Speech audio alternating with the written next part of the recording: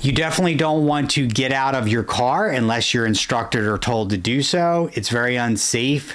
First of all, it's not a typical or normal response. You're not supposed to get out of your car. First and foremost, it is dangerous. The police officer is responsible for your safety. They stop you. They're the one turning on the overhead lights and causing you to stop your vehicle. So if you get out of your car and you walk into traffic and get hit by a car, it's really their responsibility. For everyone's safety, you should stay in your car unless you're told or asked to exit your vehicle. If you do exit your vehicle and maybe you're told to get out, maybe for example you get stopped and you're told to get out of your car right away for whatever reason, and you haven't told them that you're carrying a gun yet, that is the time to tell them. That is the time to say, hey, by the way, I have a concealed carry permit and I am carrying. I would also recommend that you do not touch your gun or go anywhere near your gun when you tell the police about it or talk about it. You can just put your hands up and say it's on my right side, or it's in the small of my back, or I carry appendix, and leave it at that.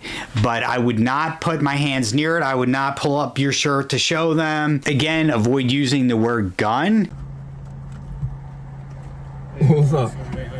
All right, what's going on? So the reason, my name's Officer Rob. The reason why I stopped you is because I noticed you didn't have lights on. I didn't have wipers on. No, your lights weren't on. I don't have wipers on. You don't have wipers? Why I need lights on? So when there's cloudy weather like this, you have to have your lights on. Huh? Yes. You know that's crazy. Are you serious with that one? Yeah. Your body cam on? I'm sorry? Is your body cam on before we go on? Yeah, it's been on since I approached. I do have my firearm on me. You got your firearm on you? Yes, sir. Okay, where is that? I'm holstered appendix. Okay. Not here, right, underneath. No, I know. I'm not going to move, but just want you to know that that's all the info. This is your firearms ID? Yes, sir. Okay.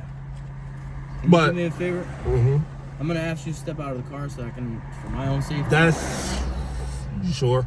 I got my kids, so... Yeah. You cool with that? I just need you to step out of the car so that I can have the firearm. I can't get you. That's... For my own safety. You never done this before? Yeah, I have. Okay. But Are you really not supposed to take it though? Like that's we never supposed to interact with our firearms. Like that's the law. I'm not arguing with you, but I'm just saying like you never should want that to happen. This is your firearms ID. I have your. Can you do me a favor and just take all that stuff out for me? Yeah, that. You know, but you get what I'm saying? Like I don't mind getting out and all that, but to reach and grab it and. Okay.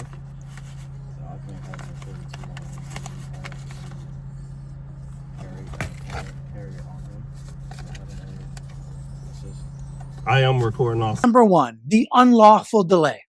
A traffic stop has a specific mission to address the traffic violation. That's it. Think of it like a permission slip from the courts for a very limited task. The Supreme Court case Rodriguez of the United States confirms this. Police can do things related to the mission, like run your license, check for warrants, write the ticket. But once that mission is over, or should be over, they cannot keep you there to start a new, unrelated investigation. Make no mistake about it. Running your gun serial number is a fishing expedition. It is a separate investigation. If the officer could have already completed the ticket, but is instead holding you there to investigate your firearm, they have illegally extended the traffic stop. So I've been pulled over in the city. So young guys pulled me over out Centerville. But yeah, I ain't moving. I ain't doing nothing. But it was one stood on that side while the other one ran the info and all that. So, but yeah, I never knew that, like about the lights and all that. Like I thought it was. Yeah, it's the safety. But you know what I'm saying? I thought it was wipers on, lights on. Remember, it used to be on our stickers. No, yeah. So whenever there's inclement weather like this and it's cloudy, you're supposed to have your lights on in the city. Really? Yeah. I gotta look into that one. That one was new to me. But nah, it's cool.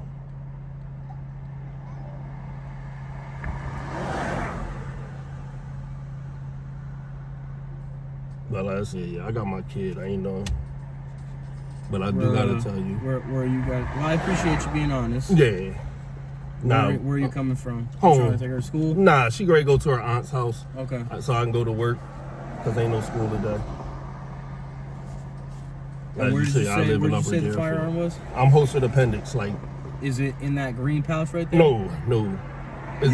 It's on my waistband. It's in the front of my waistband. Yeah. Okay.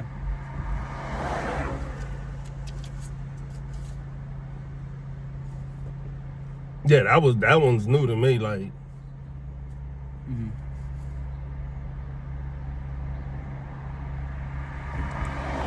Insurance looks good. Your registration about to expire. Yeah. Do you have another registration card on here? Because this one is saying expired in February. Yeah, at the end of the month it should be done. So I'm waiting for the new one in the mail, actually. Okay.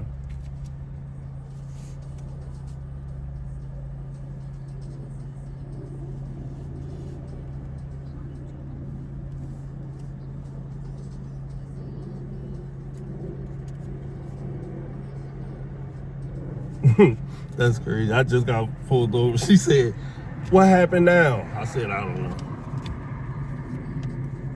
But we got pulled over down where we live at.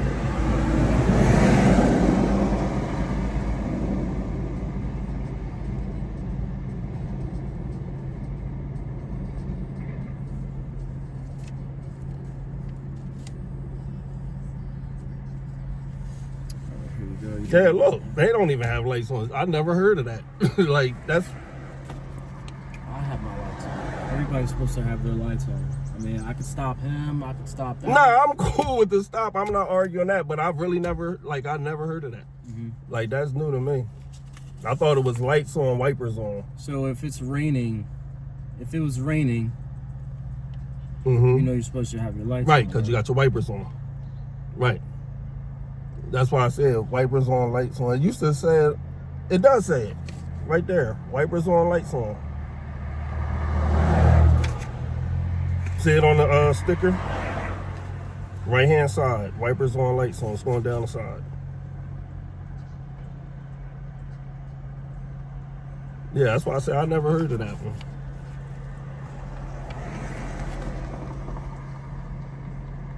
I'm gonna just toss this up there. I'm not gonna lean forward.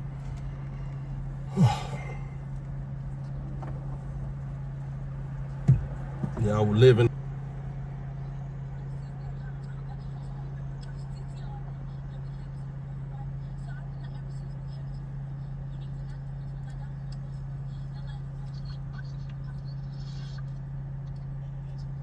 Where you from? You from the city? Yeah, I'm from Canada.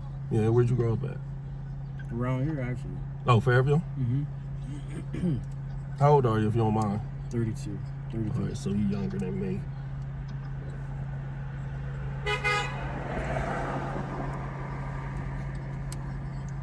$159 Romeo Central. Yeah, you're younger than me. Is there a unit around?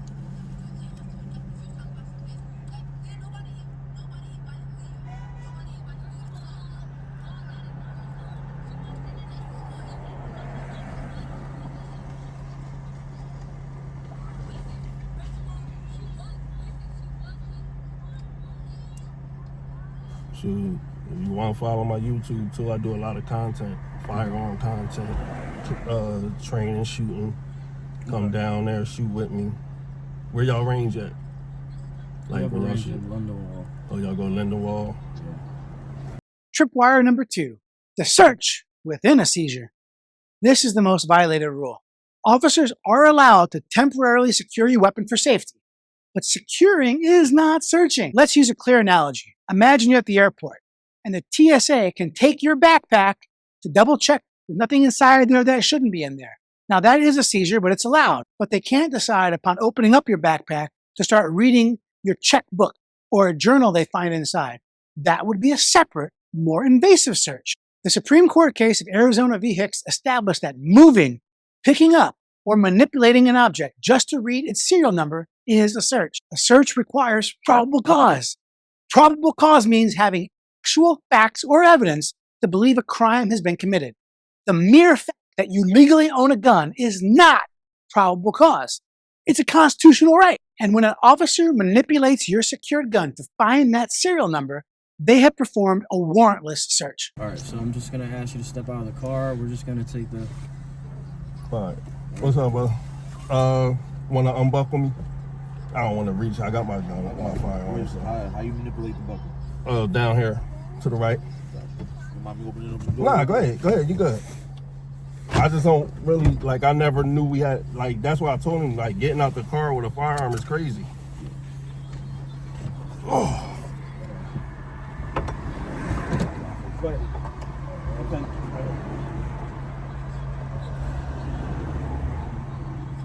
Don't pull the gun.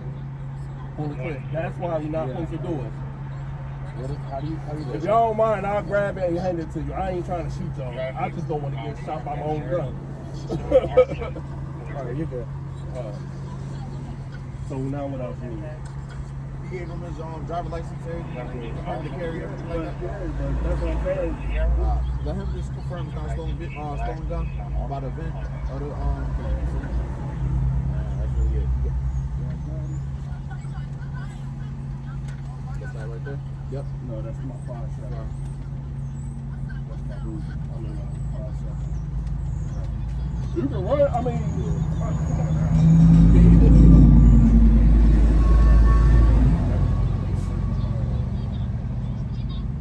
like this is first one. So, yeah, this is very dangerous. I got my key. Like you never supposed to remove my.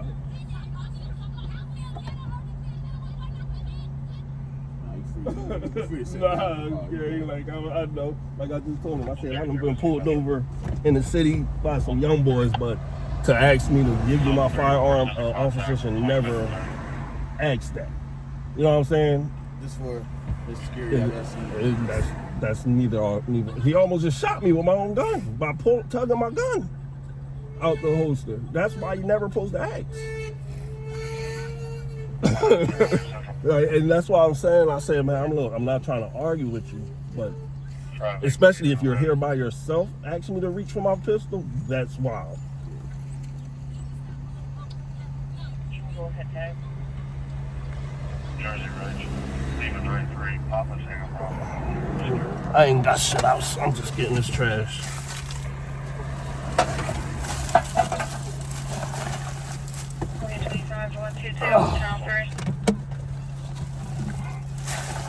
You from the city too? No word. Jersey City is? Yeah. Right over there. Damn, you drive all the way down every day? Yes, sir. That's crazy. No problem, brother. Here you go. That's cool. But look, right, you here, right there, wipers on, lights on. I ain't never seen that part. All right, gentlemen. Sorry about that. Have a good one. Misusing the plain view doctrine. The last argument an officer might make is that your gun was in plain view. This is a hugely misunderstood doctrine. For it to apply, the illegal nature of the item must be immediately apparent. A law-abiding citizen's firearm is not immediately illegal. There is no way for an officer to know if a gun is stolen just by looking at it. They have to conduct a search for the serial number to determine that. So, in some sort of imaginary world where a serial number just happens to be facing up and that's perfectly legible from wherever the gun is at in the vehicle, and the officer, without touching it, can read all of that, well then yeah, they can run it. But the moment the officer picks up the gun, turns it over, or even tilts it to get a better look, it's no longer in plain view. It has become a search, and that is tripwire number 3. Now, we have to be realistic. Courts give police a lot of leeway in the name of officer safety. And traffic stops are dangerous. We get that. But that leeway is not a blank check. The law draws a bright line between actions taken to neutralize a threat, like securing a weapon, and actions taken to investigate a crime. Running a serial number is an investigation. It does nothing to make the officer safer in that moment. That is the line. And now, here is the playbook for you to hold that line. Step 1, know your duty and limit your disclosure. Before you get pulled over, do a 30-second search for your state duty to inform law. If the law requires you to inform the officer, you must. If it doesn't, there is no reason for you to volunteer that information about a firearm. Don't lie, but don't volunteer. You have to know your state's law. Number 2, clearly and politely refuse consent. When the officer asks, "Do you mind if I search your vehicle?" your answer must be calm and clear. "Officer, I do not consent to any searches. Many people worry this makes them look guilty. It does not. It makes you look informed. Invoking your rights can never be used as evidence of a crime against you. Step 3. Ask the 2 magic questions. If the stop is dragging on, you need to clarify the legal status of the encounter. Ask these 2 questions. Officer, am I being detained? This forces them to define the situation. If they say no, you can ask the second question. Am I free to go? If they say yes, you may leave, and you should leave. If they say no, they are now detaining you, and they must have a legal reason.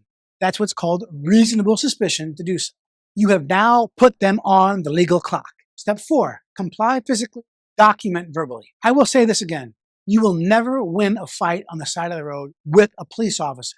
It's not going to happen. Do not physically resist. If an officer proceeds with an illegal search after you refuse consent, let them. Your calm demeanor is a strategic tool. If you can, record the event and state clearly for the camera, I am not resisting, but I do not consent to this search. Sometimes trials end up being popularity contests. And if you are in the right, but you're acting a little bit crazy at the side of the road, that may go bad for you at trial. I don't want to take every case to trial, but if I cases that do go to trial, I want my clients looking awesome and the officer looking like a jerk. So, in conclusion, remember the tripwires, unlawful delay, illegal search, and the plain view myth. They are the officer's rules. Playbook is your strategy.